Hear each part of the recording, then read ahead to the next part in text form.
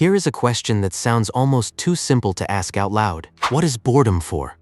Not how to beat it, not how to fill it. What is it actually for? Because think about how you treat it. Boredom is the one feeling you are allowed to kill on sight. You feel the first flat second of it coming, that gray little drop in the room, and your hand is already moving toward your phone before you have even decided anything. We spend a staggering amount of our lives doing exactly this, sensing the emptiness and reaching for something, anything, to make it stop. But nobody ever stops to ask the obvious thing. If boredom were really just nothing, just empty, dead time, why would evolution bother to make it feel so bad? Because it does feel bad, worse than you probably remember. There is a study people love to bring up, and for once the famous version is actually true.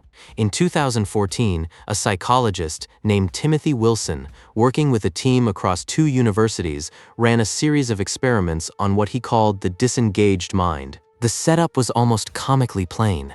He put people in a bare room, took away their phone, took away everything, and asked them to do one thing: sit there for up to 15 minutes. Just you and your own thoughts. That is the entire task. But he left one object in the room, a small button that would give the person a mild electric shock. And here's the part that matters.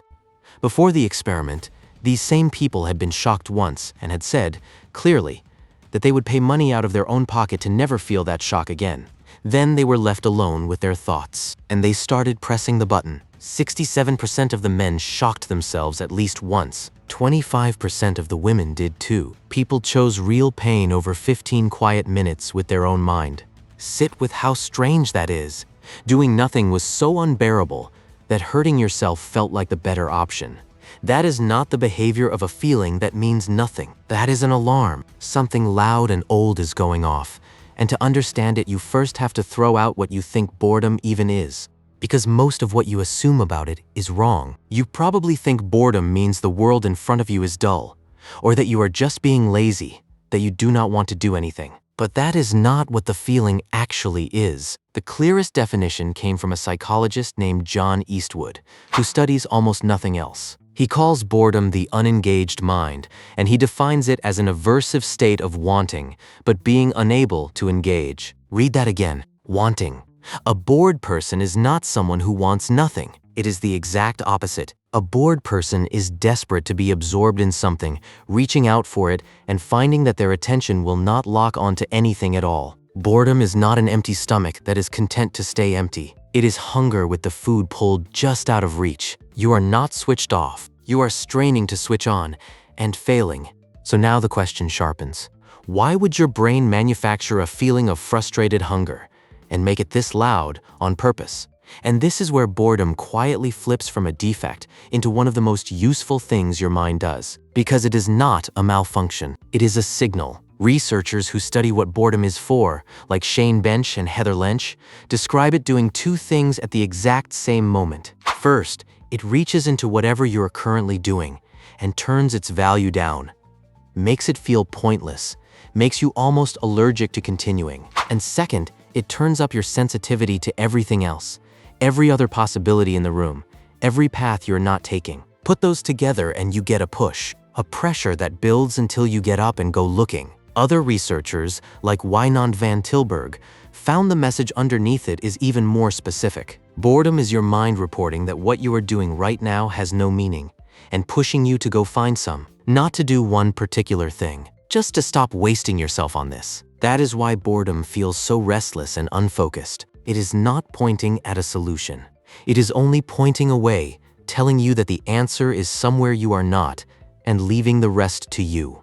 The neuroscientist James Danckert puts it in the plainest possible terms. Boredom, he says, is a call to action. It is not the absence of a signal. It is the signal. It exists to force you to ask one uncomfortable, consequential question. What should I be doing instead? And once you see it that way, the electric shock stops looking crazy. Those people were not weak. They had an alarm screaming at them to change something, to engage, to act, and the only lever in the room was a button. So they pulled it, any action, even a painful one, to answer the call. Now push it back further, past the lab, past you, to the reason this alarm was ever wired into a human being in the first place. Picture an animal that cannot get bored. It finds a patch of ground with enough food, and it is content. Perfectly, permanently content. It sits, and it keeps sitting right there in the same spot while the season turns and the patch runs dry, because nothing inside it ever generated the discomfort that says this is not enough anymore. Go and look. That animal is a dead end. Now picture its restless cousin. Same full belly, same safe valley, but something in it will not settle. A low itch that turns good enough into not enough, that makes standing still quietly intolerable, and pushes it up over the ridge to see what is on the other side. That itch is boredom. It is an anti-complacency device, and the fact that it feels bad is not a bug in the design. It is the entire design. A comfortable alarm is one you would ignore. Boredom has to hurt a little, or it would never move a well-fed animal off a patch of ground that is slowly killing it. You come from the cousins who could not sit still. The ones who could are not here. Every migration, every crossing, every time a group of humans looked at a familiar horizon and decided to walk past it, some part of that was this same feeling, refusing to let good enough be the end of the story. And you can watch that same engine run in miniature, today, in a lab. Sandy Mann and Rebecca Cadman took people and deliberately bored them, gave them the dullest possible task, copying numbers out of a phone book, and then handed them a creative test afterward. The bored group came up with more ideas, and stranger ones, than people who had not been bored first. Starve the mind of input, and it does not shut down. It turns inward and starts generating, making its own stimulation out of nothing, precisely because the boredom made staying put unacceptable. The blank, restless stretch you keep trying to delete is the exact state your mind uses to reach for something new. Now I have to be honest with you about the cracks in this, because there are some. The tidy story, boredom as your wise inner compass, is too tidy. The same alarm that once pushed an ancestor over a productive ridge misfires badly in a world we built to be easy.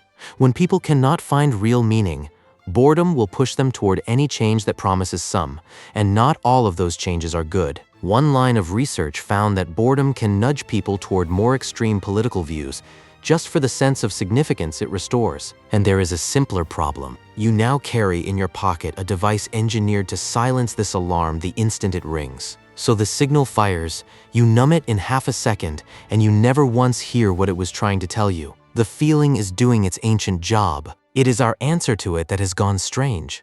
I should also say the science here is young, and researchers still argue about what boredom fundamentally is, whether it is really about attention or really about meaning. Nobody has the final word yet, but the shape of it is hard to unsee. The next time the world goes flat and gray, and your hand starts drifting toward the nearest bright screen, try to pause in that ugly little gap before you fill it. Notice what is actually happening. That is not empty time. That is not a defect in you. That is an alarm your ancestors could not afford to switch off, ringing in a mind that refuses to let you sit and go to waste. Boredom was never the absence of something. It was your brain, ancient and restless, telling you that you were built to go and look. You're more ancient than you think.